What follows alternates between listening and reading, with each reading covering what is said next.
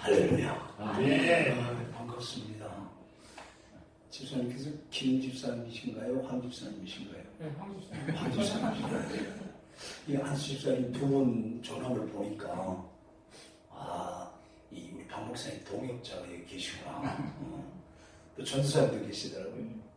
저 아까 이렇게 안내하신 우리 전도사님 할렐루야. 예수님 닮았어요. 황 집사님 하나님께서 멋지게 쓰실 것 같습니다. 빨리 김 집사님하고 협의해가지고 장로님 돼서 저희가 단위도 구성하고 조직교회가 되어지면 이제 노예에서도 이렇게 조금 영향력 있게 미조직교회와 조직교회가 다른 게 있어요. 근데 이게 교회 제도 같지만 하나님은 그 교회 제도를 굉장히 중요하게 여기십니다. 제가 어떤 선배 목사님 중에 굉장히 절친이 있거든요. 근데 중국에서 사역 마치고 한국에 돌아가면서 한 가지 얘기해 준 게 있어요.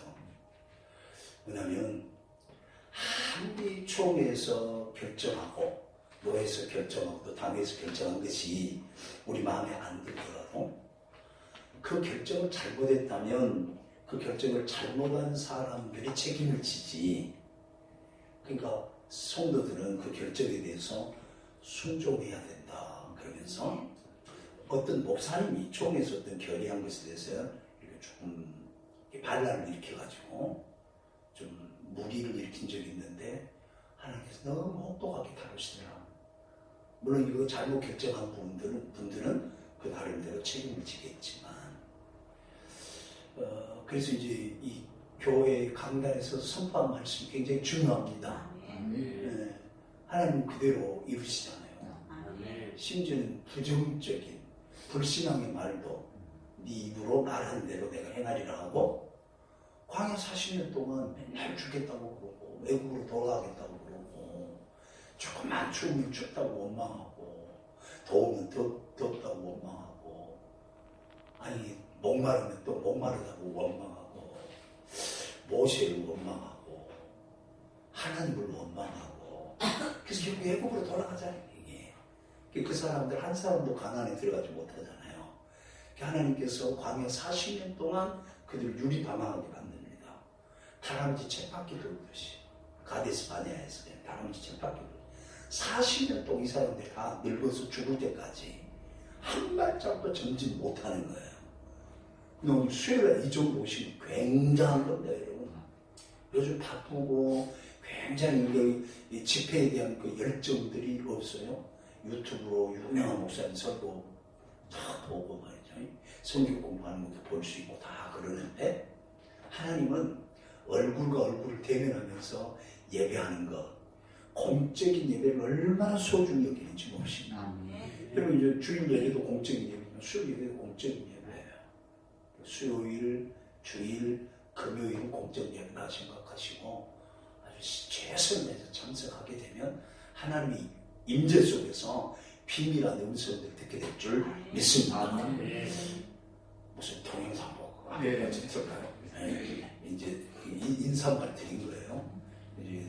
이제 말씀 나누면서 우리 박 목사님 어떤 분인지 저희 목사님 같이 오셨는 저분들이 어떤 분인지 저렇게 아픈 몸을 그 외까지 오셨는지 어떤 관계 속에서 사는지 가족으로서 사는 목회자들에게 행복한 모습을 여러분이 보시면서 사랑과 기쁨과 감동이 넘치는 은혜로운 교회 잘 갖고 가시길 주님 축복합니다.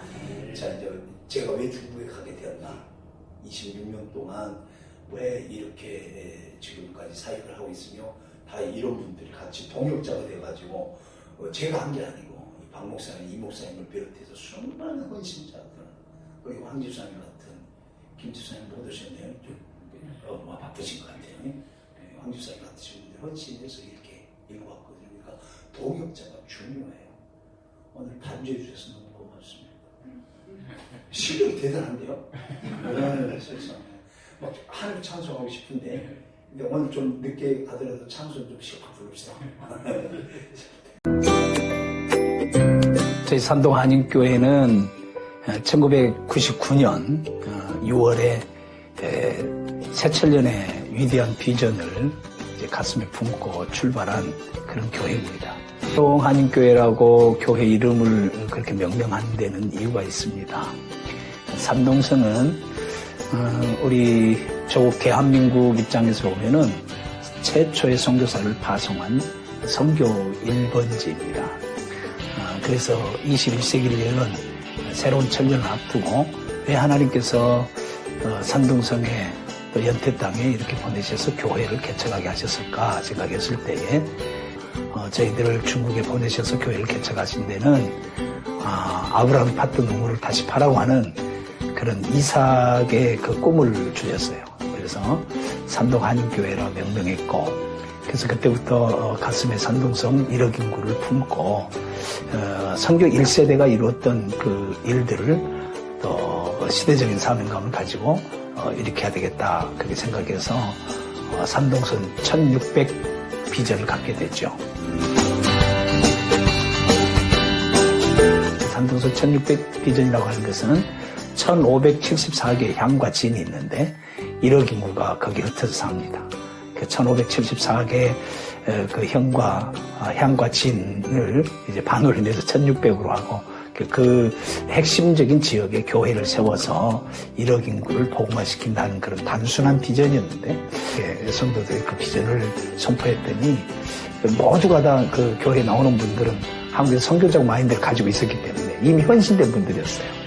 그 헌신의 열정이 너무 강력해서 오히려 내가 그분들로부터 많이 힘을 얻고 배워서 지금까지 쭉 달려왔는데, 또 중국에 있는 한인교회뿐만 아니라 중국에 있는 그 중국 현지 교회를 깨우면서 함께 성장해서 세계 선교를 향해서 나가자고 하는 그런 작은 목표를 가지고 있는데 하나님 그렇게 인도해 주신 것 같습니다. 다음 세대를 키울 수 있는 배훈 중심, 중국말로 배훈 중심인데 그 기독 청년 운동도 거기서 일어나야 되고 부녀 운동, 청소년 그리고 어린이 기독교적인 그런 교육에 대한 전체적인 센터가 돼야 된다. 그리고 그것까지 완성되면 맨 마지막에 한인교회는 세워져야 되고.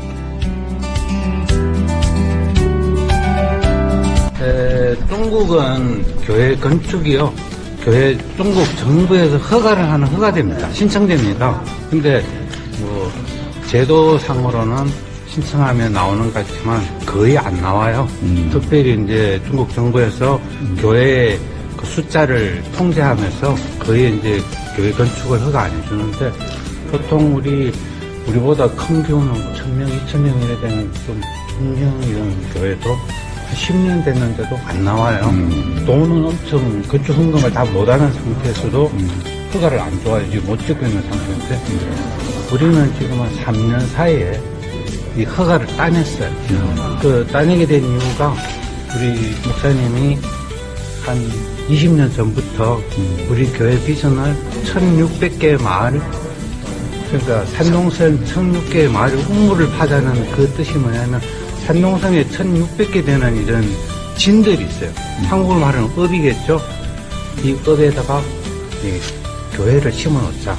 우리가 주변에 있는 좀 조건이 조금 힘든 그런 교회들을 우리가 지원을 많이 해줬어요. 그러니까 중국 정부로서는 한국 교회가, 한국 사람들이 돈을 모다가 우리 중국의 어려운 사람들을, 시골 사람들을 도와준다. 그래서 좋게 보게 됐어요. 그리고 또 목사님이 1년에 한두 번씩 성양회나 산동 신학원을 이제 방문하면서 그 교류 많이 했고, 그러니까 이런 사건들이 중앙으로 이제 보고가 됐죠. 그러니까 3년 사이에 코로나 힘들 때도 중앙에서 부장급 되는 높은 분들이 직접 중앙정부에서 내려오니까 산동성에서도 배동을 하고, 산동성에서 오니까 연태시에서도 배동을 하고, 그래서 개발부 우리 교회가 웬만한 그 정부 단체에서는 상상도 못하는 높은 분들이 3번이나 왔어요. 3번이 나오면서 특별 이런 대우를 해주니까 우리가 그때 교회 건축 허가를 신청을 하니까 한 방에 통과했어요. 그래, 이게 진짜 중국 많은 이런 관련된 사람들이 기적에 가까운 이런 결과라고 지금 보고 있어요. 목사님이 내가 엄청 감사하고, 금방 아까 올라오신 중국 우리 양의 주인, 그러다 보니 그 여기 매일 여기 참가하면서 이 교회 건축 현장을 지금 관리하고 있는데 이런 상황입니다. 감사합니다. 제가 원하는 것은 좀 뜻을 같이 하고 기도해가지고 감동이 되는 분들은 이 일의 가치를 좀 인정하는 그런 감도 내에서 같이 연결했으면 좋지 않겠나 하는 생각이 듭니다. 여러분들 어떤 스토리인지 좀 이해가 되세요? 저는 이제 그 전라남도 영암군 학사면 매월 270번지에서 이제 7남매 중에 6째로 출생합니다. 매월리는 이제 원래 외갓집 동네예요. 그러니까 일제 치하에서 그 매월리 이제 교회가 개척되었는데 그곳은 이제 저희 외갓집, 그리고 저희 어머니는 조지 하퍼라고 하는 미국 선교사가 와서 매월리에 와서 복음을 전함으로 말미암아 부녀자들, 그리고 청년 몇 명이 예수를 믿어서 교회가 태동되게 됐는데 그 전에 전라남도 나주 정씨에게, 제가 전가니까 우리 아버지한테 시집을 가신 거죠. 근데 거기는 아주 우상 숭배하는 곳이에요. 근데 하나님께서 그 나주에서 아버지 집을 망하게 만듭니다. 그 해남에 가서 풍수 지리서에 따라서 좋은 땅을 개간해가지고 그렇게 삶을 영위하다가 쫄딱 망했어요. 매월리에 사는 그 저희 외삼촌이 누님집에 한번 가봐야 되겠다 해서 가서 보니까 너무 고생하거든요. 그러니까 누님들은 저희 어머니를 모시고 매월리로 가버린 거예요. 전라남도 영암 학사면 매월리 친정집으로 거기에 시집가 있는 동안에 교회가 세워졌단 말이에요. 근데 그 교회가 저희 외갓집의 시작이에요. 그래서 그 교회 초대 집사님 이태일 집사님이라고 우리 외할아버지, 그리고 외할머니도 예수 그리스도를 믿고 이모들이 이렇게 예수를 믿게 됩니다. 그런데 이제 우리 그 어머니가 이제 외삼촌에서 매월리로 이사 가기 전에 유교가 일어납니다. 그래서 유교가 일어났을 때 누님들이 외갓집으로 피신을 한 거예요. 피난을 한 거예요. 그래서 외갓집에서 살면서 이제 피난살이를 하는데 그때 이모들, 외할아버지, 외할머니 신앙생활하면서 찬송도 배우고 교회 가서 말씀도 배우다가 신앙이 확 들어갔어요. 그러니까 6.25가 우리 민족 비극이긴 하지만 개인적으로 보면은 6.25 때 외갓집으로 피난 간 누님들이 예수를 영접하고 새 생명 얻은 그 기쁨과 감격을 우리 집에 있는 모든 엄마, 아버지, 우리 칠남매에게 증거할 수 있을 만큼 선수 될 때까지 하나님 그렇게 하셨던 것 같아요. 그래서 저희 어머니가 이제 예삼촌에 손에 이끌려서 갔을 때 뭐 아내가 가는데 어떡해요. 뭐 어지간하면 처가살이 안 한다고 하지만 저 같은 대로 아버지가 가신 거죠. 근데 그때 이 7남매 중에 딸만 셋 낳은 상태고 저희 큰형님, 둘째형님, 그리고 저, 그리고 막내 여동생은 낳지 않을 때입니다.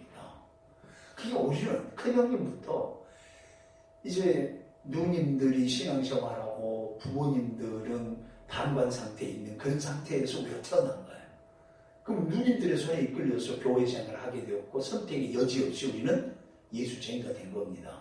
그래서 예수를 왜 믿어야 되느냐 물을 것도 없이 예수 믿는 것은 상식이었습니다. 당연했어요. 하나님의 존재가 느껴질 뿐만 아니라 예수님의 십자가와 부활의 복음이 확실히 믿어졌고, 그리고 고랑대로 퓨탄들이 얘기하기 이전에 어렸을 때 언제나 우리는 하나님 앞에 서 있다는 것을 느꼈기 때문에 정직할 수가 있었고 억울해도 억울해하지 않을 수가 있었어요. 뭐 그런 해프닝들을 말하자면 밤을 새워도 다 못할 거예요. 항상 하나님의 존재는 당연한 거예요. 아무리 사람들이 오해하고 몰라준다 할지라도 하나님은 아신다. 그것이 위로가 돼가지고 내 자신을 지킬 수 있었어요. 그러다가 이제 제가 국민학교 3학년 때, 그때는 이 시골에는 목회자가 없어요. 그러니까 집사님들 설교하고 전도사님도 오셨다가 한 3년이면 가시고, 그럼 또 집사님들 하시고.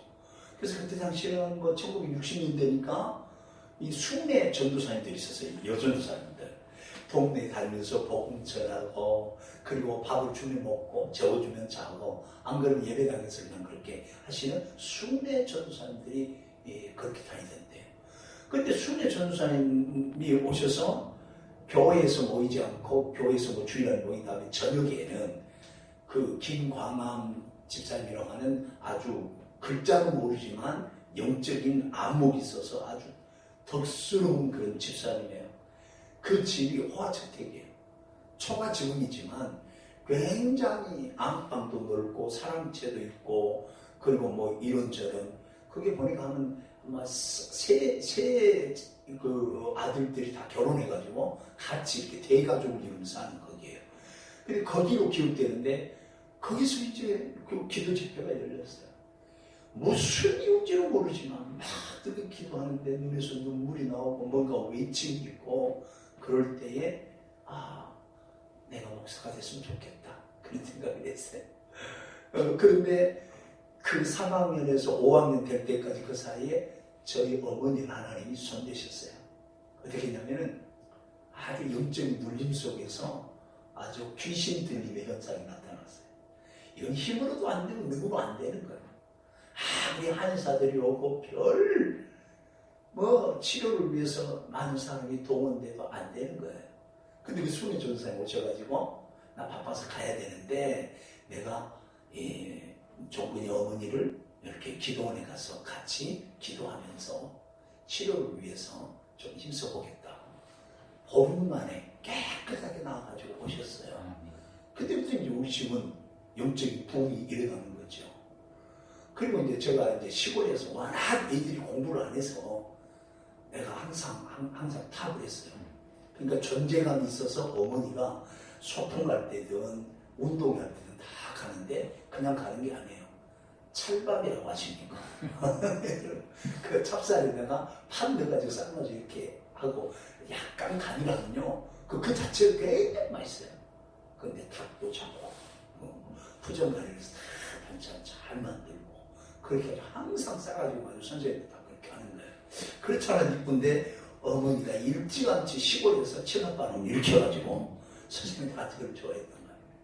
근데 선생님들이 가끔 가다가 서울에서 이렇게 조금 비리를 저지르면 시골로 좌천되는 경우가 있었어요. 서울에서 좌천돼가지고 그 매월 학산 서울문학교 오신 그 선생님 오시더니 저를 보고 너 웅변 한번 해봐라. 그러면서 원고를 이렇게 주신단 말이에요. 그래서 원고를 딱 보니까 이거는 그냥 평범하게 읽을 게 아니에요. 전도사님이 설교하는 그 톤으로 한번 읽어봐야지 하고 있더니 이야! 너 우리 어디서 배웠어? 아니 우리 전도사님 그렇게 하니 배워. 그리고 방학 때도 혹시 막 훈련시켜 그때부터 운동시켰거든요.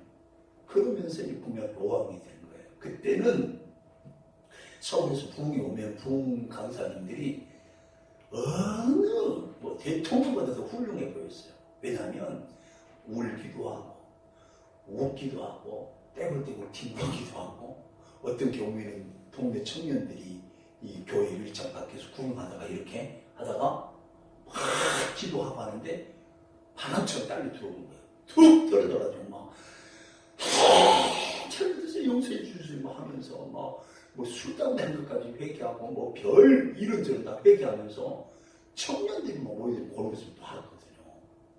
야 사람을 울리기도 하고 웃기기도 하고 변화시키기도 하고 그러면 이 세상에 가장 훌륭한 분은 목사님구나.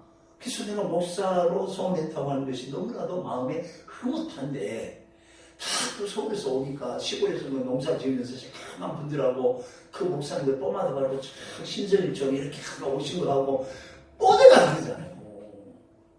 그래서 인간적인 생각으로 훌륭한 분이 목사님이다. 그래서 어떤 사명감이라기보다는 그렇게 하고 그 뒤로부터는 이제 목사가 되기로 했는데 자 매월리에서 학교까지 갈 때는 잘 몰랐어요. 매월리는 60%밖에 안 돼요. 근데 거기 교회가 있어요. 근데 가서 보니까 저 신덕리도 있고 면에 있는 모든 동네 애들이 다 학교로 몰려들잖아요. 그런데 친구들이 나를 좋아해요. 부모님들 좋아하고 나하고 이제 놀아야 니들이 공부도 잘하게 되고 착하게 된다. 충분히 봐라. 자가 잘하는 것 같다. 애기 때 그랬단 말이에요. 나중에 발랑 가져가지고 좀 많이 죄를 졌지만 가보니까 세상에 300호가 넘는 동네니까 200호, 100호 매월리 비용 뭐 게임도 안 되는 거야. 교수님한테 물었어.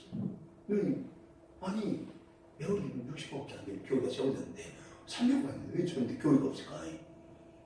또 학교가 있는데 은공리에도 왜 없을까? 그랬더니 전도사님도 없고 목사님은 업교회가 있고 와서 목회할 분이 없어서 그런단다. 그랬을 때 그래 그러면 내가 목사 돼서 교회 없는 동네에 이제 이렇게 교회를 세우면 되겠네 하고 그때부터 시골교회 매월리 교회 형태 또 면소지가는 독천교회 그 형태를 그림을 그리면서 이런 예배당에서 예배드렸으면 좋겠다 해가지고 처음에는 초가지 조그만 데 시작했다가 나중에는 이제 1층 기와지고 그랬다가 나중에 2층까지 올라가는 그림까지 그리게 된 거예요 이게. 그래서 평생 목표가 나는 목회를 하면은 목사가 되면 시골. 그런데 시골 가보니까 재밌어요. 공부도 재밌고 또 이제 소그룹으로 이렇게 양육을 하고 훈련을 하는데 그게 제 체질에 맞아요. 한 5명에서 한 12명까지 이렇게 모아놓고 소그룹으로 이게 성경 공부하면서 가르치는 게 너무너무 재밌고 그래서 시골교회 갔는데 그때 당시만 해도 82년도니까 82년도 그때만 해도 시골에 청년들이 많았어요. 저희 민통수 북방 임진강 북방에서 처음 목회를 시작했는데 전도사 때요. 시작했는데 거기에는 중장비 그 회사도 들어와 있고 그 동네 케이블 TV도 들어와 있고 그리고 이제 아침에 새벽같이 일어나서 쭉 경기 타고 타고 우리는 새벽기도 하는데 타고 막 간단 말이에요. 소탕이 싸가지고 그럼 먼 민통성 그쪽에 있는 그 비무장지대에 펼쳐져 있는 이게 농토에서 농사를 짓고 그럼 밤쪽에도 그냥 불빛에 막 경기 몰고 이제 다 일 끝나고 오는 거예요. 그런 동네예요. 그 청년들도 많아요. 그럼 뭐 저기 중장비 회사 있고 그래서 괜찮은 거기서 이렇게 했어요. 근데 청년들 뭐 하는 그 시골에서는 신방을 가도 경비 타고 그 농장을 가야 될 거 아니에요.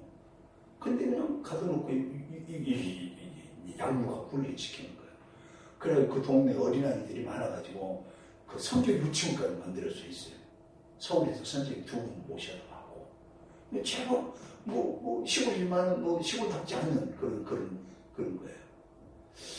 그리고 이제 목사 한 수 받고 이렇게 목회를 하는데 한 4번 정도 막 노예 대표적인 교회에서 정빙이 왔는데 이제 큰 교회 가면 이제 신방을 해야 되니까 건강 체크를 해야 되겠다 했을 때 건강 체크하러 갔는데 비상등이 켜진 거예요.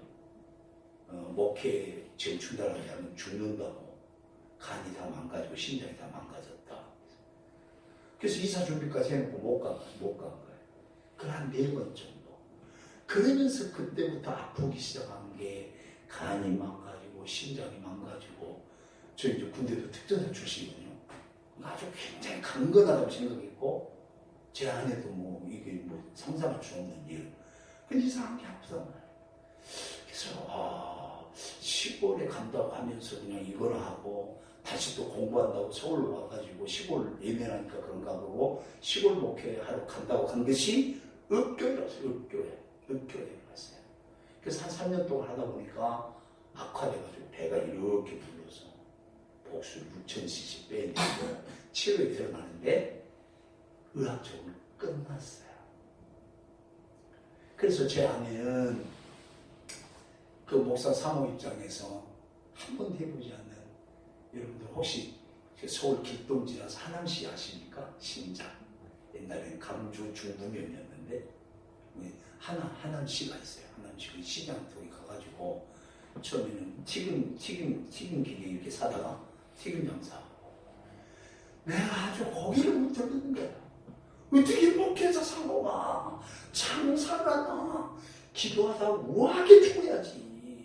가지도 않았어요. 근데 매일매일 가서 튀김 장사 하면은 그 곱던 여기에 막 튀김, 이 기름이 튀겨가지고 검은 점이 생기는 거예요, 이게. 그래서 그때부터는 내가 짐도 실어다 주고 친구 목사가 준 프라이드 빨간 거, 뒤에 탁탁까지 넣고 여기 생긴 거 지금 그런 작업죠. 그리고 속도 80km 넘으면 삑삑삑 해가지고 더 달리지 못하게 게 프라이드. 그걸 줘가지고 그걸로 이제 그 시장까지 데려다 주고 정리하고 그러기를 시작했는데 3개월도 안 돼서 화장품 가게가 들어요. 화장품 가게 인수해서 우리는 돈을 잘 벌어요. 박 목사님 봤지만은 이쁘잖아요. 이렇게 아니 어지간한 화장품 바르면은 원래 본판이 이쁘기 때문에 화장품 발라서 예쁜 줄 알고 자기도 소개한 화장품을 바르면 되는 줄 알고 소개하면 다 사.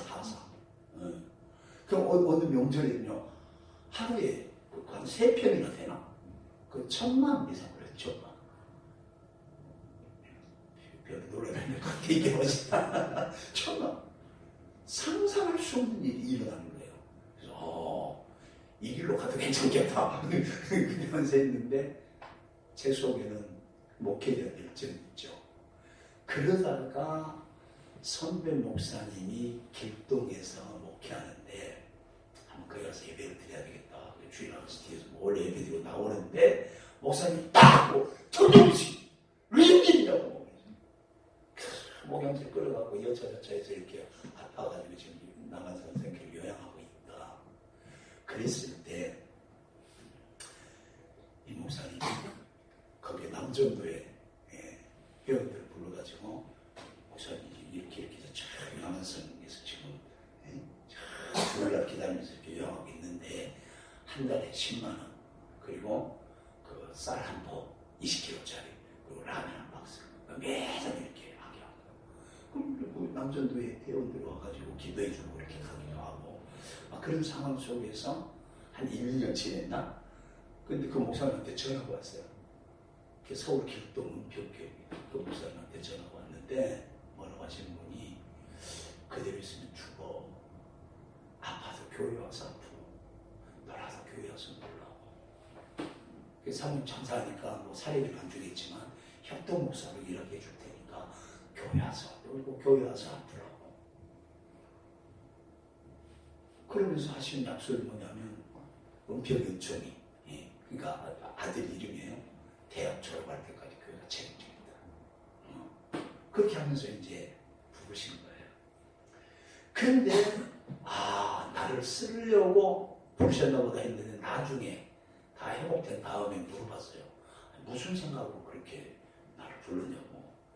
장로님들이 반대했다는 거예요. 우리 교회 송장 치는 일이 있냐고. 그게 반대했다는 거야. 그렇게 말하면 못 쓴다고. 그래도 우리가 살려야지. 모르는 사람도 아니고 하면서 그렇게 얘기했는데 진실을 얘기한 걸 들어보니까 저를 보니까 가만히 엎드려야 살 수 없는 절망을 받아요. 그러면 이 예쁜 사모님 이제 청춘 이상은 그리고 이 두 생태 같은 애기 누가 도와주지 않으면 살 수 없는데 아무런 명분 없이 도와준다고 하는 것은 이거는 말이 안 먹힙니다. 당회 자체에서 얼마나 어려운 사람이 많은데 그렇잖아요. 그래서 우리 교회에 부교육자를 이렇게 영입을 해야 죽더라도 이 사람들 합리적으로 살릴 수 있겠다. 그런 마음으로 불렀다는 거죠. 그런데 이상하게 보십시오. 사람이 자기 자신에 대해서 포기하고 날마다 주어지는 호흡하는 그 자체, 예배할 수 있는 그 자체, 목사로서 정체성을 상실하고 이미 포기한 지 오래, 그리고 인간으로서 더 이상 살 수 없다고 하는 절망감 속에서 죽음만 기다리는 그런 상황 속에서 교회 가고 담임 목사님 그렇게 소개하니까 그때 당시 680명 그 수많은 장년만 680명 수많은 거기 부교육자도 있을 것이고 권사님도 장로님도 다 있을 거 아니에요. 부육장도 있고. 근데 그분들이 막 너무 안쓰럽게 혼자 보살피는데, 그렇지. 목사님 하는데, 목사로서 정체성이 살아나는 거예요. 그리고 예배하는데, 한번 생각해 보세요. 복의 근원 강림하사 찬송하게 하소서하고 3절 가면은 주의 귀한 은혜 받고 일생 빚진 자는 그 대원까지 더 이상 찬송 못 하겠어요. 얼마나 눈물이 쏟아지고 하나님의 거룩한 임재 앞에서 예배하는 이 축복, 쏟아지는 그 복음 선포를 통한 회복과 위로와 소망과 감격과 말로 표현할 수 없는 의대의 강을 헤엄치는데 감당할 수가 없다고. 그래서 원망, 불평, 절망이라고 하는 것은 내 생각 속에 다 사라지는 거예요. 모든 게 내 자신을 포기했기 때문에. 목사로서도 포기, 인간으로서 더 이상 삶을 영위할 수 없다고 하는 더 이상의 삶에 대한 포기. 그때부터 뭐예요? 모든 것이 감사한 거예요. 만나는 사람도 감사한 거예요. 햇빛만 봐도 감사한 거예요.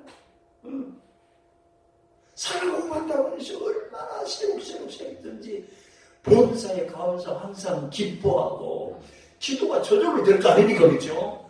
예배에 대한 감격에 빠지면 기도가 그냥 된다는 말이에요. 기도가 무슨 막 유창하게 미사여구를 사용해서 막 유창하게 그렇게 사람을 감동시키는 기도가 아니라 진실한 대화를 하는 거예요. 하나님 아파요. 그러면서 많이 아팠죠. 막 죽을 고비도 넘기고 그런 과정 속에 있었는데 그런 것들이 나를 압도하지 못하더라고. 하나님의 은혜에 압도된. 그게 막 감사함 넘치는 거야. 기쁨이 넘치니까 몸의 병은 그대로인데 혈색이 돌기 시작하고 움직이기 시작하고 그래가지고 내 속에 있는 유머러스한 그 본성이 작동이 돼가지고 교역자들 아침 조회하면 살벌하거든요. 왜 성도들은 목사님들이 버살피면서 어지간하면 이렇게 하지만 교역자들은 영혼을 다루는 정말 사역자이기 때문에 긴장감이 도는 거예요. 왜 그러냐면 한 생명이 참아다 귀한데 말 한마디 잘못해서 부교육자가 이렇게 시험 들게 실족해 했다. 그럼 그것은 그분이 잘못했다고 하는 그것보다는 목회자로서 실종하는 성도 우리 교회 생겼다고 하는 그런 부담감 때문에 엄격하게 한단 말이죠. 뭐 그런 얘기 안 하고 뭐 끝이 없지만은. 근데 안 되겠어요. 그래서 아침에 출근하면은 모든 사람들이 기쁨을 준비해서 저기 목사님 5분 설교 막 흉내내고 들었습니다. 할렐루야, 우리 주 예수 그리스도는 어제나 오늘의 영원 떨덩이라시 하면서 그러면 처음에는 막 뭐야 그러다가 결론적으로 빵 터져가지고 교역자 회의가 긴장감이 사라지겠어요. 긴장감이. 그래서 내가 떠날 때 제일 아쉬운 분이 담임 목사님보다 부교육자였어요. 아쉬웠어요. 이게. 그래가지고 나 중국에 가서 나중에 이제 한 달 만에 이제 식구들 데리러 왔는데 와서 보니까는 교육자실에 일하기 싫거든 먹지도 말고 오 굉장히 살벌한 거예요. 아유 목사님 이제 칼을 빼들었구나. 근데 사실 내가 갈 때 그랬거든. 내일 정 목사님 중국으로 떠나는데 새벽기도 빠지거나 지각하면 심할서 써야 돼. 정신 바짝 차려. 그랬거든 그때. 근데 아니 큰 뒤로는 나한테는 그러시더라고. 새벽기도도 강조할 수 없었던 것은 몸이 약한 정 목사에게 부담이 될까봐. 그 수많은 교육자들에게 하고 싶은데 못했다. 그럼 제 마음이 어떻겠어요? 이분은 나를 살리기 위해서 아니면 내가 죽더라도 내 식구들 책임지기 위해서 하나님의 사랑을 그대로 실천하여 야단을 치든 칭찬을 하든 격려를 하든 어떤 조치를 취해도 그건 나를 살리기 아니고 오시고요 살리기 아니라고 하는 기본이 전제되어 있어서 절대 노용을 탄 적이 없어요. 그랬어요. 근데 여러분 제가 시골 목회를 안 해서 그런 줄 알고 시골 목회만 지향하고 있는 그런 상황 속에서 이제 교회 안에 기도단이 생겼어요. 옹문 기도단이라고. 베드로가 옥에 갇혔을 때 성도들이 막 기도회가 옹문이 열리고 나오잖아요. 그래서 옹문 기도단 해가지고 선교사들이 기도 1번이에요. 1번. 기도 1번. 근데 두 번째 환자들이 2번이에요. 2번. 세 번째 농촌 목사님들. 그 다음에 네 번째는 중국의 교회를 지어야 되는데 도문에 거기 우리 조선족들이 살잖아요. 그 조선족들 이렇게 사이판에 그 복장회사 산업연수생을 다 이렇게 빼가지고 거기서 시작시켜 훈련시켜서 중국에다 다시 보내는 거예요. 그런 일들이 있거든요. 거기에 세우고 그 다음에 산동성 옌타이에 92년도 한중 수교를 통해 가지고 중국이 개방 정책을 통해 가지고 한국 기업들이 아주 물들들 들어갔어요. 제일 먼저 간 게 대우자동차, 대우중공업. 저희가 들어갔을 때가 이제 대우중공업, 대우자동차가 있을 때예요. LG 막 들어올 때, LG 전자, 뭐 LG 이노텍, LG 디스플레이 막 들어올 때. 그냥 한국 사람들이 몰려들기 시작해요. 그런데 거기에다가 한인교회를 세워서 중국 성교의 교두보를 확보한다. 그리고 두 가지 계획을 놓고 그 기도라는 이끈 게 저였어요. 단장은 안수 집사님이었는데 지도보사는 저였어요. 그래서 주말에 그걸 위해서 기도하는 거죠. 뭐 환자들 위해서, 묘사님들을 위해서, 또 이제 그 어려운 이웃들을 위해서, 그 다음에 이렇게 중국의 그걸 위해서 기도했어요. 근데 1년 지나서 때가 돼서 도문에는 교회에 세워놓고 그 다음 연태에 보내야 되는데 연태에 가신 목사님을 다 정해놨어요. 그래서 그분이 가는 줄로 알고 출동 명령을 내렸는데 그 목사님 사모님이 친정이 미국이에요. 미국. 그래서 방학 때 1, 2월 달에 친정에 가가지고 애들 데리고 가서 미국 교육을 경험을 시키는 거예요. 그러고 있는데 이제 담임 목사님이 중국에 가야 되니까 들어오라 한다. 여보 들어와. 중국에 가야 돼. 그러니까 사모님이 귀여운 중국, 미국. 뭐하러 중국을 가? 미국으로 와. 그렇게 한 거예요. 그리고 그 목사님이 미국으로 갈 계획을 하고 중국을 못 가겠다고 하는 거야. 그래서 난리 난 거 아니에요. 그래서 이 사실을 이제 집에 들어가서 제 아내한테 얘기했더니 제 아내가 하는 말이 여보 중국 얘기 나왔으니까 이제 내가 얘기할게요. 23년 전에 21살 때 인생이 무엇이나 깊이 고민한 거죠. 어렸을 때부터 자기 꿈은 그거였대요. 내가 여자지만 사장이 되어가지고 돈을 많이 벌어서 우리 부모 호강시키고 형제들 잘 살게 해주고 그러면서 그때부터 모든 공부하는 목적이라든지 그런 것은 뭐 돈 벌기 위한, 사장이 돼서 돈 벌기 위한. 공부는 왜 해야 되지? 공부 잘해서 좋은 회사 들어가야지. 회사 들어가서 뭐 하지? 잘 살아야지. 잘 살면 뭐 하는 거지? 다 이렇더라는 거야. 그러면 공부하고 회사 취직하고 살아가는 모든 목적이 먹고 사는 것 이거 하나로 끝난다고 하면 이런 인생은 의미 없는 인생이네. 이 외에 다른 인생의 답이 주어지지 않으면 난 자살해야 되겠다. 그렇게 생각하면서 그렇게 방문을 했다는 거예요. 그런데 어느 날 순복음 중앙교회에서 청년들이 전도를 하는데 자기 자신도 모르게 어떤 기운에서 끌려갔는데 들어가자마자 그때 정신을 잃어버린 거예요. 정신을 잃어버렸는데 다른 사람 딱 보니까 한쪽 구석에 처박혀가지고 기도를 하는데 그날 크리스마스 이브 12월 24일 그러니까 크리스마스 이브 행사하고 그 다음에 밤새도록 이브 행사하고 막 이렇게 하잖아요. 그렇게 하고 새벽송 돌고 그 다음에 성탄절 예배 끝나고 점심시간인데 거기 여자 전사님이 이렇게 다니면서 그 교회 청년들 굉장히 많았어요. 그때부터 자기가 어젯밤에 처음 온 사람인데 저 밖에서 막 기도하더니 아직도 기도하고 있으니까 잠에 첫째 그렇게 하면서 깨워서 이제 식사하겠는데 그때 그 개인적인 체험이라 이거 뭐 객관을 시킬 수는 없지만 영적 세계를 다녀온 거.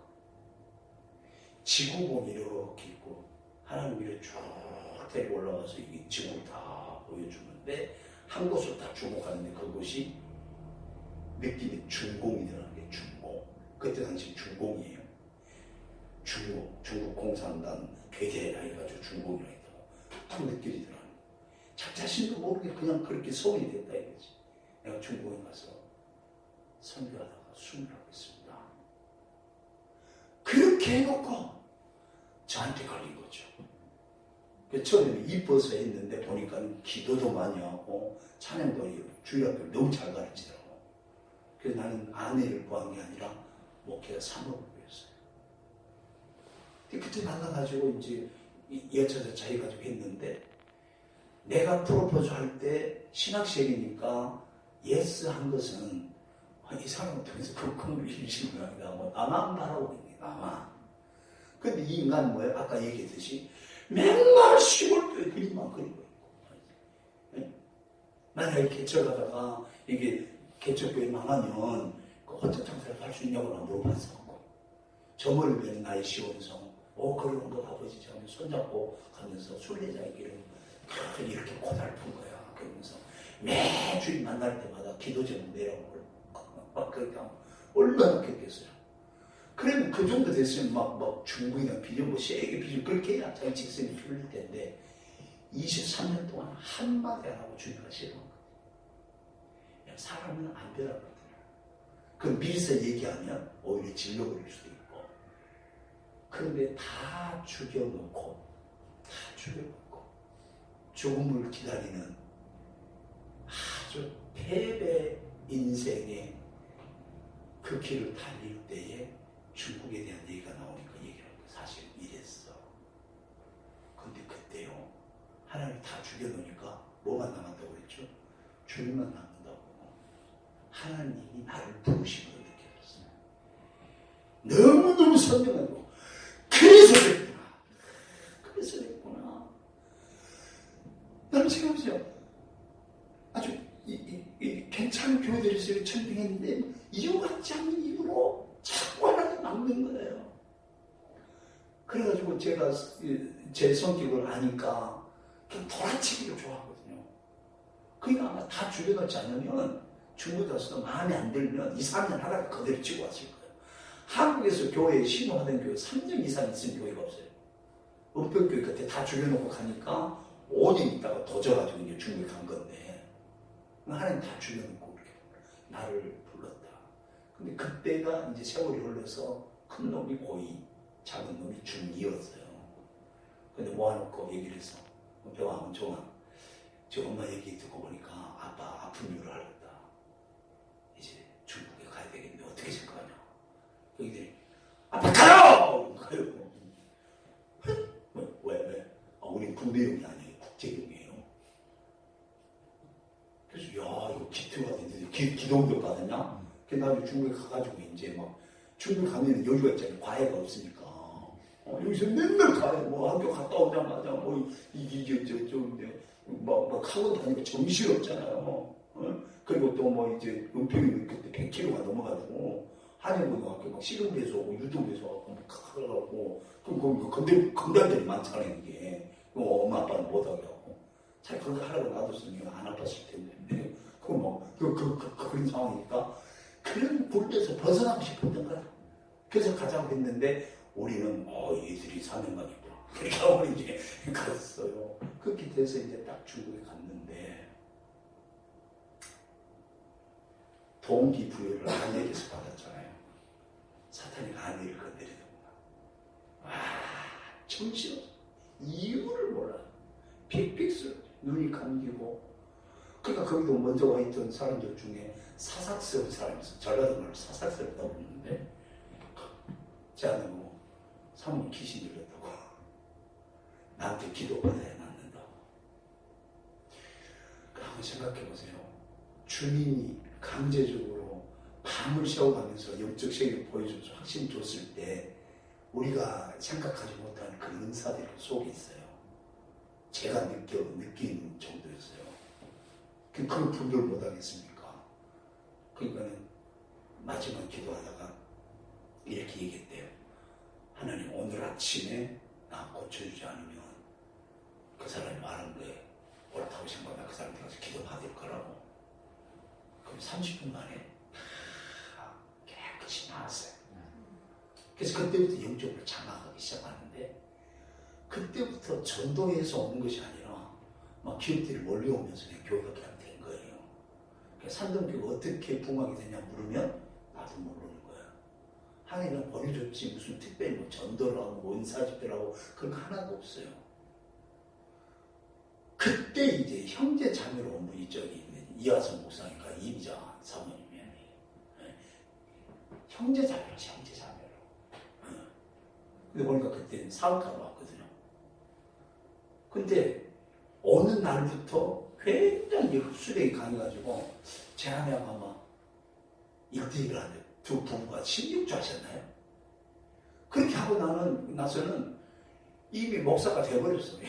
저보다 더 경건한 거 이게 내가. 그리고 딱 이렇게 하는데 보니까 어떤 느낌이 드냐면은 저 사람은 뭘 하든지 된다. 그 나중에 뭐 학원도 하고 했지만은 중국의 그 사립학교에 한국부 교장도 하면서 이렇게 표현해서 죄송합니다. 한국에서 적응 못한 애들 데려다가 국제적 인재로 만드는 사람 꽤 많아요. 그 중에 하여튼 뭐 여러 가지 사람들이 있지만 뭐 상당히 많아요. 그런 사람. 그래서 결국은 설리 집사님에서 안수 집사님 권사님 되고 그 다음에 이제 안수 집사님 되니까 장로님 돼야 되잖아요. 그래서 내 생각에 장로님 목사하고 많이 통해야 되니까 집사님 신학교 가세요. 신학교 가세요. 신학대학원 가세요. 그랬더니 나 목사 안 하는데요. 아니 목사는 얘기가 아니라 그래야 목사하고 많이 통해서 아니 장로님 되면은 목사 말을 이해해야 될 거 아니에요. 그래야 교육거리 될 거 아니야. 뭐 그렇게 해서 갔는데 진짜 가가지고 하나님 부르심을 받아가지고 목사 하겠대요. 응? 그 나중에 또 그러다가 뭐 하나님이 이제 선교사로 가라고 했다고 해서 거기까지 그 지정을 해줬다고 해서 어디냐고 그랬더니 뭐 자바라겠대. 자바 뭘 잡아 그러니까 인도네시아에 자바섬 안에 자카르타가 있는 게 이게 자바섬 뭐 이렇게 모스크도 막 보여줄 거라면서 그랬지. 그래서 에이 그렇게 보내라. 나한테 하나님 먼저 말씀해 주시겠지. 이렇게 다시 한번 기도해봐. 3번이나 했는데 그래서 내가 거지가 안 되니까 뭐라고 보니 연말에 목사님 말씀하실 거예요. 그럼 뭐라고 얘기했는데 목사님 말씀하니 가야 되겠는데 우리가 뭐라고 했는지 난 지금도 기억이 안 나. 기억나요? 거기다가 얘기해주죠. 그래가지고 인도네시아 갔잖아요. 박상민 목사님은 원래 일본 선교 꿈꾸는 사람이에요. 그래서 중국으로 이제 틀을 것 같아. 틀을 가지고 이제 저희 교회 왔는데 순둥이도 이런 순둥이는 없어요. 순수 그 자체예요. 그 목사님은 그런 게 사모님도 그래요. 싫어하는 사람이었었습니다. 모두가. 그래서 하나님은 겸손한 자를 찾아서 내려주시는 거예요. 너희 안에 이 마음을 품었고 그리스도 예수의 마음이 그는 하나님과 번치시나 동등되고 취할 것을 여기지 아니하시고 오히려 자기 몸표 종의 형체를 가지시고 사람과 같이 되시고 사람 모양으로 나타내서 죽기까지 복종하신 십자가 못 박혀 죽으시며 하나님 그를 지키고 모든 일에 뛰어난 이름 주시고 하늘에 있는 자들과 땅에 있는 자, 땅 아래 있는 자들로 모든 무릎을 예수 이름 앞에 꿇게 하시고 예수 그리스도를 주라 칭하시고 하나님께 영광을 돌리게 하셨느니라. 이 일을 했잖아요. 중국 비전을 갔어요. 인연관이. 그래서 내가 볼 때 담임 목사는 나는 항상 그러거든요. 성도들도 목양하지만 1차 목양 대상은 교육자라고 하거든요. 교육자를 목양해서 진짜 제자가 되어서 성도를 목양할 수 있도록 1차적인 그러니까 모든 것에 대해서 이렇게 책임져야 된다고 하는 오지랖 넓은 생각을 하는 거죠. 능력은 안 되면서. 근데 중국이 한참 부흥하다가 이제 점점점 이제 중국 기술 수준도 올라가고 인건비도 올라가고 또 이제 국가 경제력도 굉장히 상당히 수준에 올라가고 이제 G2잖아요. 그러니까 한인들이 점점 줄어드는 거예요. 그래서 우리가 뭐 중국 뭐 현장 선교로 갈 수 없고 다 들여다버렸으니까 한인 목회를 통해서 선교를 해야 되는데 있는 교회들도 통합해가지고 이렇게 하는데 그 목사님 일본 가실래요? 근데 일본은 싫대요. 일본 가서 되었나 봐요. 그 중국의 비전인데, 근데 중국에 있는 교회도 하고 통합해야 되는 그런 상황인데 한국에 가서 좀 하면 어떻겠는가? 그래서 한국에 오신 거예요. 근데 하나님이 세상에 나는 예수 성암교회는 그런 이름을 가진 교회는 처음이죠. 성암교회도 있고 예수님의 교회도 있지만 그런데 의미가 기가 막히더라고. 내용이 어떻게 돼서 예수 성암교회가 됐는지 모르지만 예수 거룩한 반석. 할렐루야. 이게 주 그리스도시요 살아계신 하나님의 아들이라는 뜻 아닙니까? 요새 코너스톤 그 찬양이 한 15년 전에 얘기했는가? 주만이 내 반석. 괜찮아요. 몰라도 괜찮아요. 그래서 중국에 갔는데 중국 애들 공부해본 적이 있어요. 중국말 니하오도 못했어요. 그래서 왜 가라고 했을까? 제 하나님도 잘하는 거 아무것도 몰라요. 근데 왜 가라고 했을까? 그래서 딱 가보니까 산둥성 연태는 영국의 토마스 선교사가 최초의 선교사잖아요. 그쵸? 한국에 개신교는 1680 몇 년이 잊어버렸는데 머리가 안 들어가지고 1600 몇 년도 그렇게 한 것 같아요. 근데 그게요 연태에서 출발했어요. 그 샤먼과 대동강에 가가지고 바로 대원군의 세국 정책에 의해서 박충권 포졸이 목백을 토마스 그러니까는 말 한마디 못하고 토마스 선교사님은 순교당하고 몸만 던져준다. 성경만 던져줬어요. 그 성경을 던져줬는데 박충권이라고 하는 그 포졸이 보니까 이 성경이 보니까는 뭐예요? 한지가 된 거거든. 그럼 조선 사람들은 뭐예요? 한지 하면 뭐예요? 문창호지. 이야! 기가 막히다 이거. 성경 그걸 그냥 저기다 한글로 번역된 성경인데 이걸 막 다 이렇게 벽에다 발라띄게 그죠? 문풍기도 하고. 근데 어메 가면서 보니까는 글자를 하는 글자니까 읽어보니까는 계속 궁금한 거예요. 읽다가 성령님이 감동해가지고 예수님 영접했다네요. 네. 그 선교사가 출발한 것이 연태인 거예요. 아까 얘기했듯이 한국 교회가 붕하고 성장해 갈 때에 노예가 딱 동노예라고 해가지고 총회가 결성될 만한 그런 일은 안 되고 동노예 때에 제주도 이기풍 목사님 보내고 저기 해외에 선교를 해야 되는 중국에 가장 가까우니까 그래서 뭐 사병순, 박태로, 김용훈, 시도 목사님을 산동선 선교를 보내요. 그 여기서 이쪽으로 쭉 평양에서부터 쭉 시리즈로 해가지고 건너서 단동에서 대련을 해서 대련에서 배 타고 연태에 와가지고 우리 교회 있는 곳이 연태거든요. 그 산동성에 청도로, 레양으로, 라이시, 평도로, 정묵시로 그게 다 이렇게 선교사님들 순차적으로 보내는 거예요. 그러니까 한국의 첫 번째 선교사가 산동성 연태를 통해서 조선으로 왔고 우리는 또 영적으로 빚을 갚는다는 의미에서 산동성 선교사. 그 영적으로 굉장한 유대 관계가 있어요. 그래서 선교사를 파송했는데 방질 목사님 그 아버님 조람이 그 방효 목사님이에요. 근데 그분이 산동성에 오게 된 것은 처음에 왔던 이 선교사님들이 적응을 못해서 여러 가지 중국 상황도 잘 이해하지 못한 상황에서 견뎌내지 못하고 또 질병으로 인해서 여러 가지 어려움이 있고 그래서 그분들이 철수하게 돼요. 그리고 방효 목사님 오시면서부터 산동성에 이제 부흥이 되고 그런데 상해에 조선인들이 많아가지고 그 산동성에 있는 방효 목사님을 상해 조선교회로 모셔가 버려요. 그게 산동성이 비었어. 그 아들 때는 방진 목사님이 산동성의 선교를 이렇게 자원한 거예요. 그게 가가지고 그때부터 본격적인 열매를 맺어서 몇 년 전에 돌아가셨잖아요. 105세가 105세 돌아가셨어요. 그래가지고 6.25 동란으로 인해서 중국이 참전하게 되잖아요. 그래서 서방세계하고 중국을 비롯한 이 동국권하고 갈등이 있으면서 서양 선교사가 전부 다 철수됩니다. 그런데 한국은 동양 문화권이라 굉장히 오랫동안 남았어요. 언제까지? 1957년도까지. 1957년생이죠. 50년생이에요? 50년생. 50년생 하려면. 세상에. 누님. 예, 그렇죠.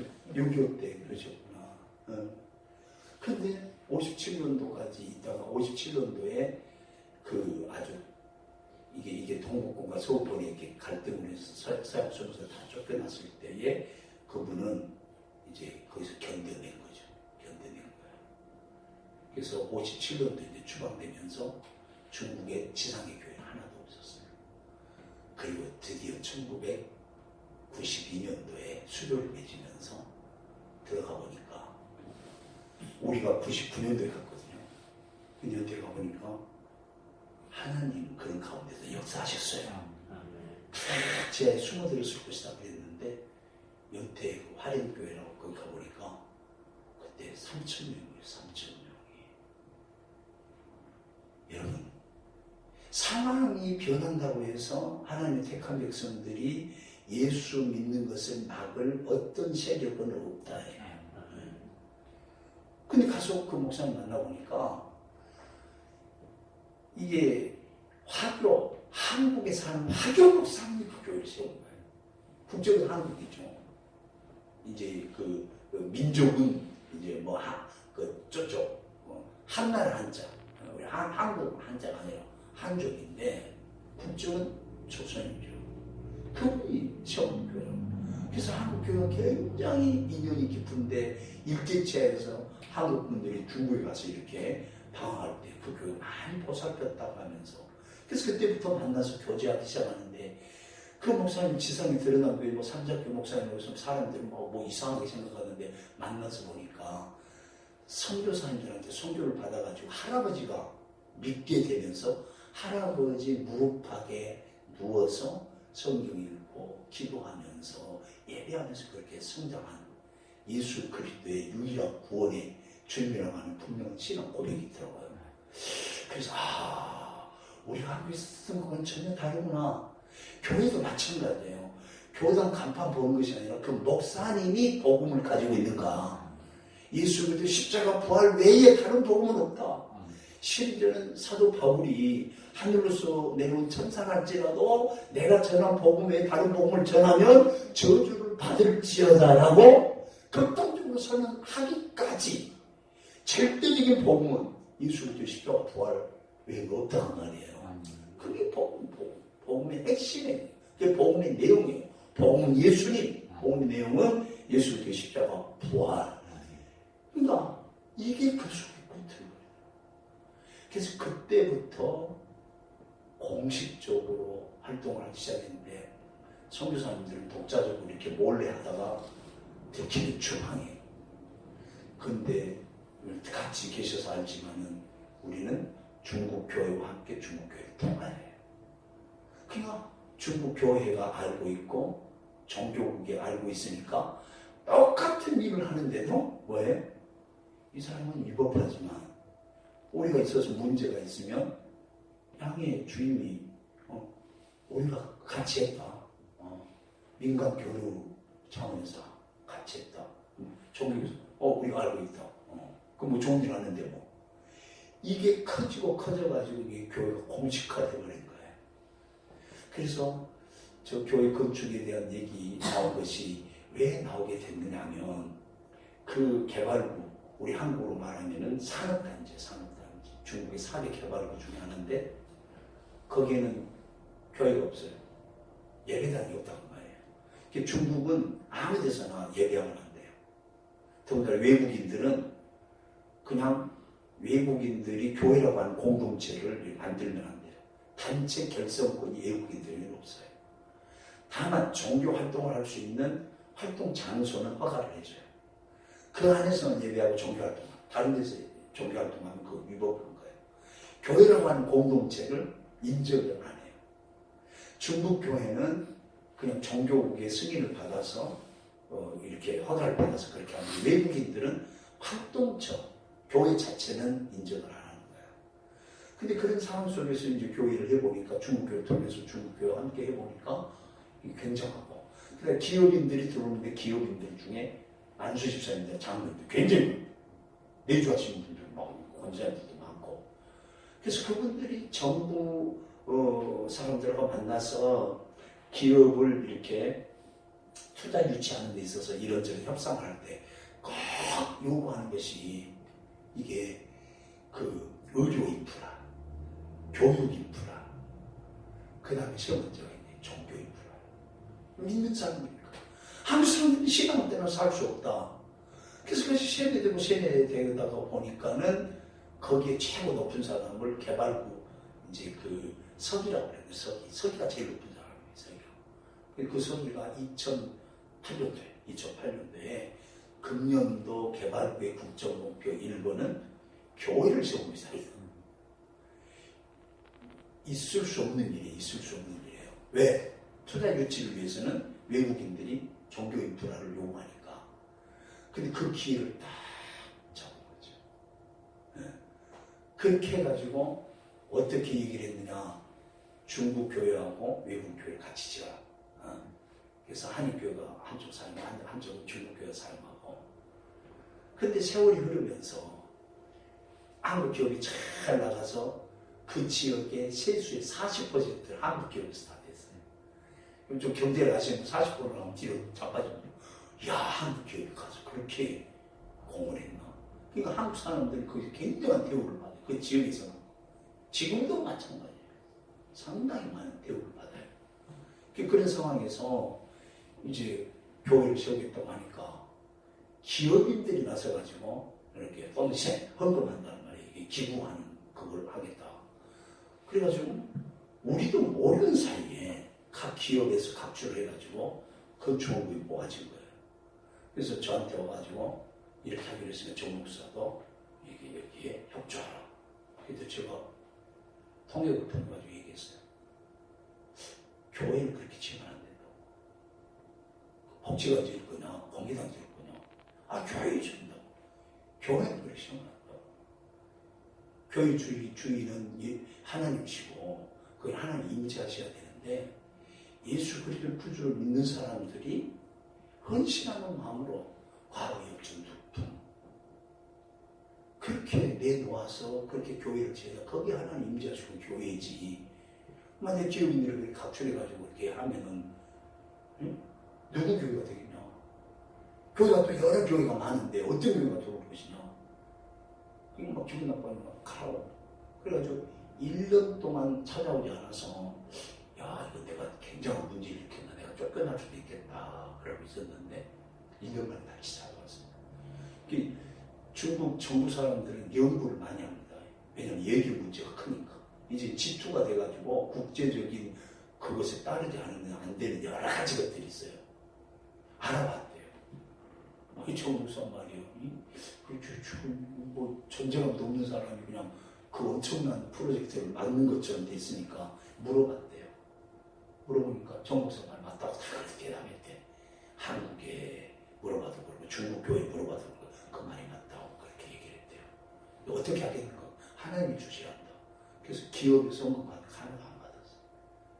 그리고 그때 성도들이 중국 교회를 통해서 중국 교회를 세워서 선교의 비전을 불태우기 위해서 헌신한 게 집을 팔아서 드리고, 근데 주식 정리해서 드리고, 저희도 사업하다가 딱 하나 집 하나 장만한 거 그거 그냥 몽땅 떨어서 바치고 저렇게 나중에 목사가 되면 이제 성교사님 뵙고 그런 상황에서 정말 박목사 모셔가지고 같이 함께 하면서 모든 성도들이 눈물을 흘리면서 그래 왔는데 안타깝게도 정세의 변화 속에 미국발 금융위기 때 집사님 엄청났죠.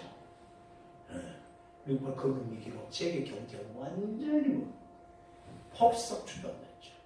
그러다 보니까 중국에 있는 한국 기업들도 거의 막 무너지고 지금 뭐 현대자동차도 북경에다 처음에 진출할 때는 어마어마했죠. 그걸 다 장악할 수 있을까 생각했는데 하나 잘못한 게 있는 것 같아요. 지금 생각해보니까 소나타를 택시로 전부 다 줘버리더라고요. 소나타는 그때만 해도 중형급이니까 상당한 수준 있는 사람 탈 거 아니에요.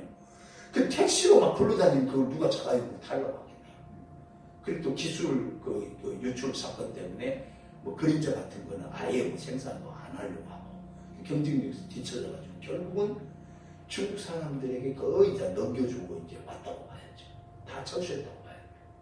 또 우리 지역에 연구소가 있는데 거기는 새로운 자동차 개발할 때 시험도 하고 연구원들이 다 이렇게 하는 그곳이거든요. 거기도 지금 인원이 조금씩 줄어들고 있는 그런 상황이에요. 그리고 그 다음에 이제 뭐 그 사드 문제 때문에 한중 관계가 막 이렇게 됐잖아요.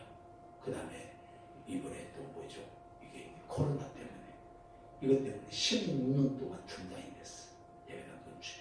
그렇게 헌신해서 한국 성도들이 헌금했는데 중국 교회가 열악해서 헌금 못함으로.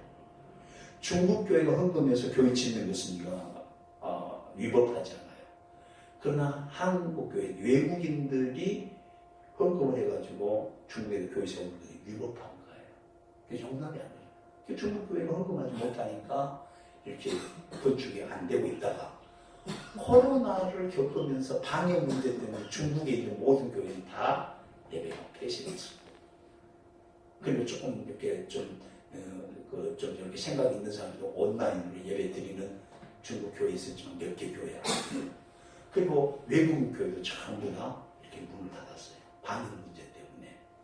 그런데 코로나가 다 끝났는데 이제 보니까는 방역 문제 검사하다 보니까 소방 문제도 되고 그래서 건물 세개를 얻어가지고 교회 한다는 건 거의 불가능하게 돼서 아직까지도 교회 오픈하지 못하고 있어요.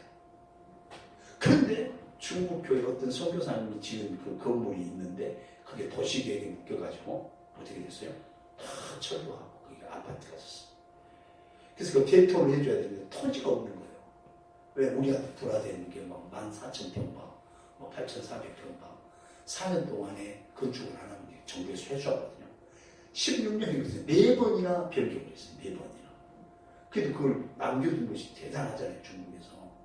근데 이제 코로나 끝났는데 2023년에 갑자기 건축 허가가 나고 3개월 만에 토지가 매입이 되고 그리고 설계도가 다 통과가 되고 시공 허가까지 딱 나와가지고 2024년 3월 14일 날 첫삽을 뜨고 기공이 있어요. 아까 그게 그거예요. 그게 뭐 중상 뭐 들고 막 꽃게 같은 들고 다니고 그 기초 하느라고.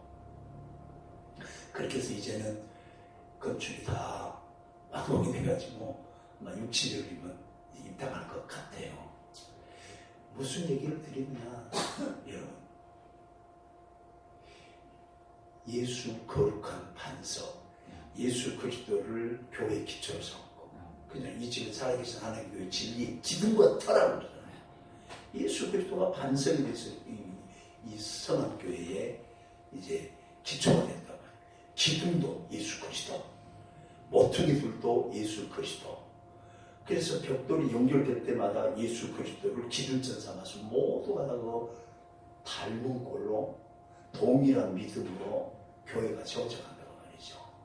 여러분, 사실 열악한 가운데 중국에 갔을 때 아무것도 모르고 그냥 예배 드리고 그냥 살려주신 것만 해서 감사해서 그냥 그렇게 했는데 내가 보니까 중국에 가서도 나는 아팠을 뿐이고 죽은 줄 알고 그냥 죽었을 뿐이고 천당에 가나 했는데 보니까는 다시 살아나가지고 꼭 나사로에게 막 무덤에서 불러낸 것처럼 살아있는데 나사로가 평생 꼭 하는 게 없잖아요.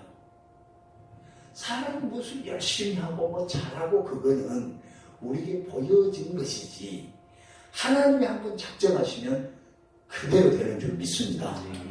소동을 했는데 내가 언제 오겠어요? 10분 안에 오늘 본문 말씀을 통해서 여러분들에게 좀 드리고 싶은 말씀이 있어요. 자, 여기 보면은 이삭이 거부가 되었다고 그러잖아요. 12절 13절에 보면 누가 거부가 되었다고요? 이삭이 거부가 되었어요. 여러분 오늘 이 저녁에 이 말씀을 확 붙잡는 분들은 거부가 될 줄 믿습니다. 그냥 어느 정도 잘 살아가지고는 거부가 되었다고 말하지 않아요. 근데 어떻게 해서 이삭이 거부가 되었는가? 첫째 가장 중요한 게 있어요. 이걸 붙잡아야 돼요. 하나님께서 이삭에게 복을 주셨는데 하나님께 주신 이삭에 주신 복은 하나님의 언약대로 주신 복이에요. 하나님의 언약. 그럼 우리가 신앙생활하면서 진짜 붙들어야 될 게 뭐냐면 하나님의 언약이에요. 제가 내가 23년 동안 침묵하면서 가망성이 보이지 않았으면 왜 나한테 한 번도 버티지 않았을까? 하나님의 언약은 신실하다고 믿었기 때문에 이 인간이 알아차릴 때까지 기다렸겠죠. 그것도 안 되니까 하나님 다 죽여놓은 거죠. 내 자아가 살아있고 내 계획과 야망이 살아있으면 그걸 불태우기 위해서 그 싫어하는 중국, 완전히 북진 통일을 통해가지고 만세만만시할 그 즈음에 중국이 샤라샤라하면서 이렇게 와가지고 이 휴전선을 긋게 되고 38선 중심으로 해서 그렇게 된 우리가 교과서적으로 배울 때에 굉장히 아쉬운. 가서 보니까 막 교과서에 나온 그 복장을 그대로 막 공항에서부터 막 하는 걸 아니라 처음 가봤는데 놀라지 마십시오. 1999년도 한 달 전에 제가 가가지고 준비하고 제 아내하고 아들도 데려왔거든요. 비행기 타고 딱 연태공항에 내렸는데 여보 나 와봤어. 언제부터 당신 비행기 한 번도 타본 적이 없는데 와봤는데요.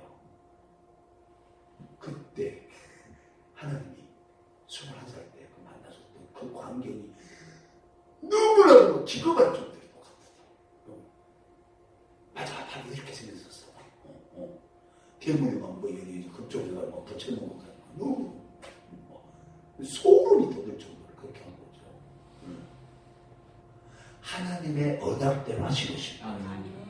여러분 절대 위로하기 한 말이 아니라 여러분 창세기 1장 27절 28절 보세요.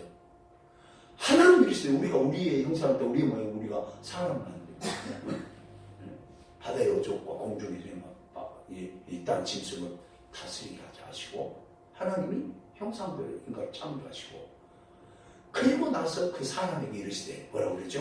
복을 주시니 이르시되 생육하고 번성하고 생육하고 번성하고 땅을 정복하고 모든 것들을 어떻게 하라? 다스리고 하나님이 인간을 창조해놓고 맨 먼저 하신 일이 뭐예요? 복을 주셨다. 그게 언약이에요. 복을 주시는데 뭐라고 해요? 생육하고 번성의 땅을 충만하는 하나님의 거룩한 백성으로 이 땅을 그대로 채워라. 여러분 이 교회당 주일날만 넘치게 될 줄 믿습니다. 호텔 같아 호텔 같아 보세요. 한국사 나오신 보니까 될 것 같아요. 여기 사모님도 나오고 계시고 할렐루야 누님 저 뒤에 사모님 나하고 동갑이고 57년생 판세 전사도 안내한 거 보니까 뭐 벌써 알아차리는지 저거 뭐 환영한다고 저거 내일 산 거 보니까 될 것 같아. 되는 교회입니다. 할렐루야. 수요일 와서 반주하는 거 보니까 대단한 거야. 핑계대고 안 나올 수도 있는데 중요한 거예요. 하나님은 언약하신 대로 복을 주시는데 아브라함에게 그 언약의 후계자로서도 이삭이 복을 받았지만 여러분 한번 보세요. 26장 6절에 6절을 보면은 언약대로 주신 복임을 알 수가 있어요. 자, 이게 쭉 보면은 자, 3절부터 제가 읽어볼게요. 이 땅에 거류하면 내가 너와 함께 있어 내게 복을 주시고 내가 이 모든 땅을 너와 내 자손에게 주리라. 내가 내 아버지 아브라함에게 맹세한 것을 이루어 내 자손을 하늘의 별과 같이 번성하게 하며 이 모든 땅을 내 자손에게 주리니 내 자손으로 말미암아 그 다음에 뭐예요? 천하 만민이 복을 받으리라. 천하 만민이 너와 내 자손을 통해서 복을 받으리라 했기 때문에 이삭에게 복을 줄 수밖에 없다고 말이에요. 생각하고 번성하고 땅을 충만하고 땅을 주셔야 될 거 아니에요. 그러니까 거부가 될 정도로 하나님 복을 주셨어요. 그 다음 두 번째 중요한 게 있는데요. 이삭의 실수에도 불구하고 하나님은 개입하셔서 문제를 해결해 주시고 복을 약속대로 주시는 것이에요. 실수있다고 기득 좀 하세요, 여러분. 회개는 해야 되지만 거기에 매어가지고 막 자책하면서 그러지 말아요. 여러분, 엄마한테 이제 내가 실수한 거 있다고 해서 안 들어가면 어떻게 되겠어요? 불안하게 되는 거 아니겠습니까? 잘못을 범했을수록 나를 가장 사랑하고 나를 책임지는 아버지에게 달려가서 아프다 어떡해, 아프다 어떡해. 그러듯이 우리가 실수할수록 어디에요? 저는 가까이 들어가야 돼요. 그러니까 사람이 시원찮아지고 그 아주 방향이 불분명하고 막 이렇게 우왕좌왕할 때 항상 예수님의 십자가 밑으로 가야 돼요. 거기서 내 죄를 대속하기 위해서 예수님이 피 흘려주셨잖아요.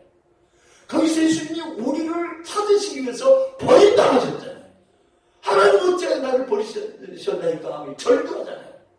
하나님께 버림받아요. 인간에게 버림받아요. 자기 마음을 완전히 버림당해요. 왜? 우리의 죄를 대속하기 위해서는 자신이 버림받고 우리를 찾아 진박되도록 하기 위해서 예수님이 오셨으니까.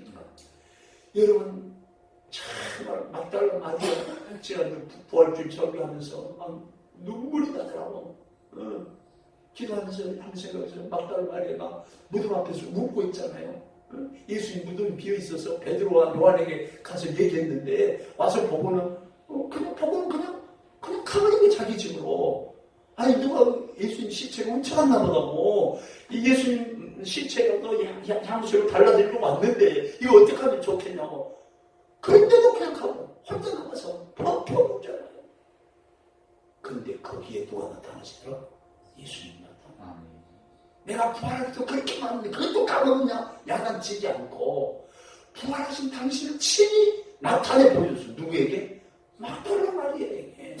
제자도 아니에요. 제자들이 나타나는 거 아니에요. 막달라 마리아에게 나타났다고. 7 귀신 들려서 귀신 쫓아내줌으로 예수가 자기의 전부였더니 막달라에게는 예수님이 십자가 못 박혀 죽은 그 자체로만으로도 자기의 생명이요, 자기의 전부요. 그래서 마지막 가시는 길에 향유를 발라드리는 것이 당연한 도리로 생각하고 왔는데 그것도 할 수 없을 정도로 비었을 때 예수님 나타나서 어째 오느냐 그럴 때 그러잖아요. 성산직인 줄 알고 누가 시체 가져갔습니다. 혹시 여기다 이렇게 안치는가 날 알려주면 내가 모셔가겠습니다. 그렇게. 그때 예수님 뭐라고 해요? 마리아야. 왜 마리아? 그러자고. 마리아야. 병사한테 살거든요. 마리아야. 깜짝 놀라. 선생님! 이 시간 나만 치지 말고 나 아버지께 안 올라간다. 하나님에게 부활하신 것을 보이기도 전에 누구를 만나주셨어요? 막달라 마리아. 그러니까 예수님은 낮아지신 상황에서는 우리가 최우선순위인 거예요. 왜 그러냐? 그 아버지 하나님의 마음을 알기 때문에 그것을 위해서는 내가 인간의 몸을 입고 고난을 당하고 대속의 제물이 되어도 순종하여 아버지께 드려진 바 된다고 하면 그보다 더 아름답고 내가 원하는 걸 이뤘기 때문에 기꺼이. 그래서 예수님 그렇게 해도 괜찮은 인간적으로 생각하면 말이 안 되잖아요. 막달라 마리아가 예수님 만난 그 순간, 부활하신 주를 만난 순간에 모든 불안, 근심, 염려, 걱정, 상실 가운데서 마음 죽고 그러는 그런 사람이 완전히 회복됐다고 말해요. 그 사람들은 자신감 넘치는 거죠. 부활하신 예수님 만나고 그랬습니다.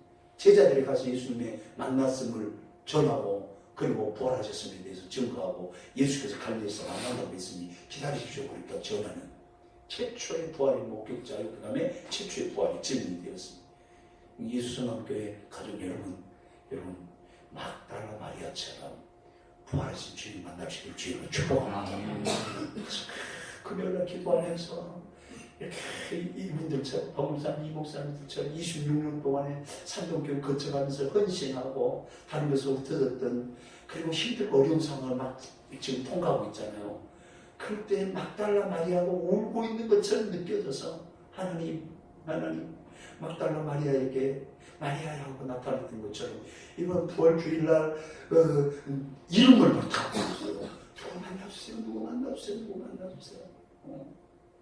그러다 보니까 다 한꺼번에 몰아가지고 다 만나겠어요. 그래서 한 번 가서 다 만나겠어요. 그렇게 하고 다니고 기도 시간 너무 길어져가지고. 여러분, 분명히 예수님 살아 계십니다. 그래서 여러분들 굉장히 소중하게 여기고, 저는 진짜로 예수님께 저를 어느 정도 귀하게 여기시죠. 천하보다 귀하게 여기는 것, 그것 갖고는 성이 안 차요.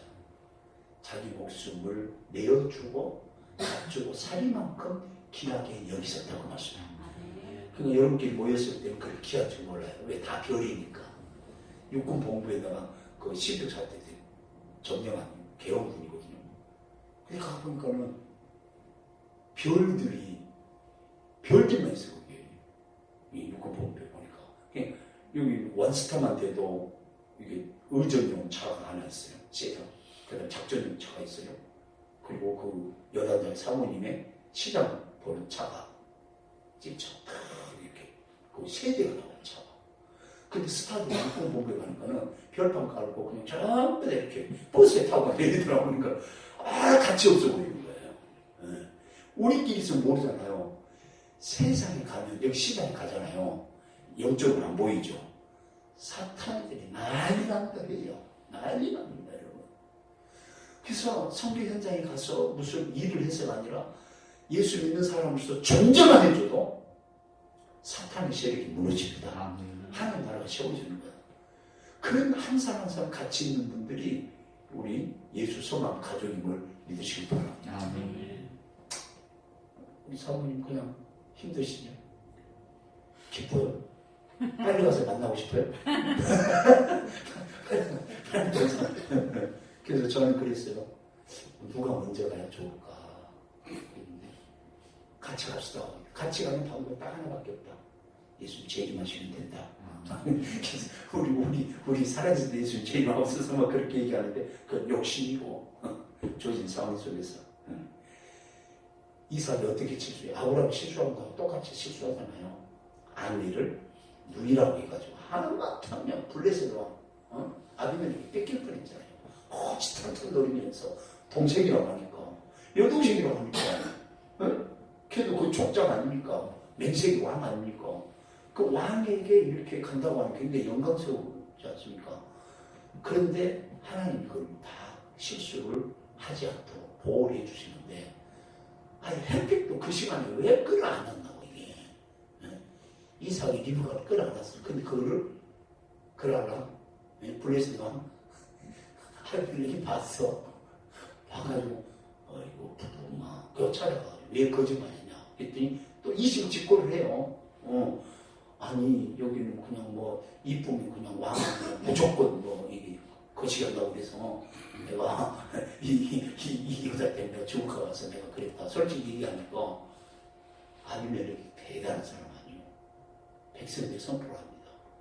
이들 손대기만 내가 능지처럼 다 죽여버리고 있다고 아주 이게 단속을 시키잖아요. 그리고 나서 그 해의 농사인데 100배가 얻었어요. 왜? 하나님 약속했기 때문에. 여러분이 뭘 잘해서 아니라 하나님이 약속하셨기 때문에 우리에게 구원을 주시고 우리에게 복을 주실 줄 믿습니다. 그래서 또 한 가지 놓쳐서는 안 돼요. 뭘 놓쳐서는 안 되냐? 이삭은 언약을 따라서 순종해요. 아브라함이 애굽에 내려가서 거기 바로에게 이미 받쳐져가지고 나를 잡아가지고 목욕 재개하고 향수를 발리고 막 꾸몄잖아요. 그렇죠? 꾸몄어. 그 며칠 후면은 바로에게 바쳐야 돼. 그런데 하나님 나서 내리라! 내리고 그 여인을 남편에게 돌려보내! 하나님 나타났어. 너희들이 완전히 그냥 멸문조합시키겠다. 그리고 바로가 놀라가지고 애굽 바로가 놀라가지고 아버지 가지고 너 왜 그걸 속였느냐고 여쭤 지금 이삭이 한 그대로. 그래서 하나님께서는 이삭에게 뭐라고 그래요? 애굽으로 내려가지 말라고 그래. 아버지 아브라함처럼 실수 범하지 말라. 내가 지시하는 땅이 있어요. 그게 이제 가나안 땅인데 그랄이라 그랄. 그랄이 그거 있단 말이죠. 그러니까 하나님께서 애굽으로 내려가지 말고 그랄에 거하라고 해서 거하는 거예요. 그러니까 그거 순종했다고 하나님이 바로 복을 주시는 것이에요. 여러분 따라서 하세요. 믿음은 순종이다. 믿음은 순종이다. 믿음의 다른 말은 순종이라고 말해요. 본토 진짜 마귀를 떠나가 있는데 예 알았어요. 나에게 복음 주시네 감사해요. 할렐루야. 그리고 우리가 갈 때 우리 그냥 머물렀다면 그 믿음 아니죠. 내가 지시할 땅으로 가라 했으니까 뭐예요? 그냥 순종해서 하나님 지시할 땅으로 가서 보니까 거기가 가나안이었다. 믿음 곧 뭐다? 순종이에요. 순종. 그 순종 지수가 높은 사람이 그 믿음이 큰 거란 말이죠. 그리고 뭐 잊지 않는다. 또 하나 잊지 말아야 될 네 번째, 이삭이 그 땅에서 그냥 놓은 게 아니에요. 유랑한 게 아니에요. 그 땅이 뭐 했더라? 농사였더라. 농사였더라. 땅을 정복하라고 그러잖아요. 그리고 이 하나님 주신 이 노동명령이라고 하는 것은 우리의 삶을 실현하는 열매를 거둘 수 있는 가장 보람된 일이에요. 그러니까 일하기 싫거든 먹지도 말라. 이거 뭐 구약 율법이 나온 것이 아니라 바울이 네. 예수 믿는 사람들은 부지런해야 됩니다. 일을 열심히 해야 됩니다. 목회자가 목회하는데 생명을 거는 것처럼 여러분 직장 근무 현장, 기업계 현장에서 열심히 일해야 됩니다. 그것을 하나님 뭐냐면 복의 통로를 우리에게 허락하신 것이에요. 네. 자, 예수성학교에 청년이지만 희망을 보고 감동이 있고 그리고 뭔가 그려진 그림이 있습니다. 여러분, 저희들과 삼동서 1억인데 1억을 품었습니다. 인천을 품으십시오. 대한민국을 품으십시오. 대한민국 현실을 보면 상당히 지금 위기 상황이잖아요. 옳고 그름을 떠나서 서로 하나 되게 하는 사람이 어른입니다. 여러분. 분열을 조장하면서 어떤 명분을 위해서 타당한 논리를 전개해도 그것은 사탄에게 농락거리가 될 수 있어요. 자, 보세요. 가정과 똑같아요. 우리 7남매가 있는데 큰 누님이 이제 90이 다 됐고 막내가 이제 지금 64세. 5살이니까 63세. 네, 68세니까 63세. 그런데요. 한번 생각해 보세요. 어린 사람은 어린이 짓을 해야 맞는 거예요. 어른으로 해야 맞는 거예요. 옳고 그름이 아니에요. 어떻게 하든지 하나 돼야 돼요. 좋게 하는 건 절대 갈라서는 안 됩니다. 정치적 이념으로 인해서 갈라서는 안 됩니다. 국가를 생각하고 민족을 생각하고 예수 그리스도의 복음을 통해 가지고 이 나라가 얼마나 아름답게 세계적에서 빛나고 있습니까? 결코 어디를 가도 한민족 뿔리지 않습니다. 묘합니다. 어떻게 하든지 살아남습니다. 하나님 그걸 끈기로 우리에게 주셨어요. 그리고 세계 속에서 선교적인 주도 역할을 할 수 있도록 하나님이 역량을 발휘하도록 하셨는데 지금은요 세계 선교사 숫자 중국 선교사가 제일 많습니다. 한국이 거의 주도를 했는데 중국 선교사가 훨씬 더 많습니다. 중국 종교 자유가 없는 것 같고 교회가 다 죽은 것 같은데 가보십시오. 살아있습니다. 그럼 10%만 된다고 해도 1억 5천 아닙니까? 1억 5천이 크리스찬이에요. 우리는 전 인구 합해봐야 5,400만에서 쭉어가고 이제 5,100만 밖에 안 돼요. 산동성만 해도 1억이에요. 1억.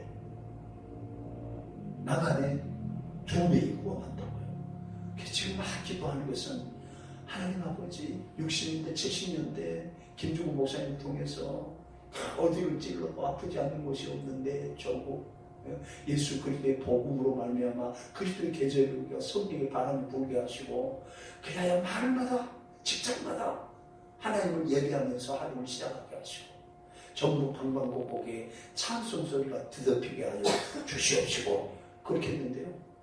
1970년대 80년대 초까지에서 완벽하게 아니 민족 복무가 이루어졌지 않습니까? 동네마다 교회 없는 동네 없고 섬마다 섬마을 곳곳마다 교회 없는 곳이 없어요. 이제는 거기서 인구가 부족해가지고 몇 단위에서 그냥 교회를 하나로 묶어야 될 상황이에요. 도시는 아무리 세워도 안 믿는 사람이 그렇게 많다고요. 성악교회가 일어서십시오. 주여 인천을 나에게 주옵소서. 택도 없는 소리 같지만 정말 말씀. 허드슨 테일러는 진짜로 예배 시간에 헌금 드려야 되는데 헌금 준비가 안 됐으니까 헌금 등에 자기가 쫙 들어갔다고 그러잖아요. 하나님 통째로 받아버렸어요. 그 성교의 아버지가 돼요. 성교의 아버지. 아이고 우리 두 학생 아유 둘이 잘 알아요? 같은 학생인가? 청년 몇 살? 26살. 자기는 저 4살 차이 다 괜찮아. 누나가 좋아졌어. 나도 연상이야. 나도 연상. 옛날에 훌륭한 목사님 다 연상이었어. 그런 그런 목사님이고요. 아니 미안합니다. 꼭 그런 진리는 아니야.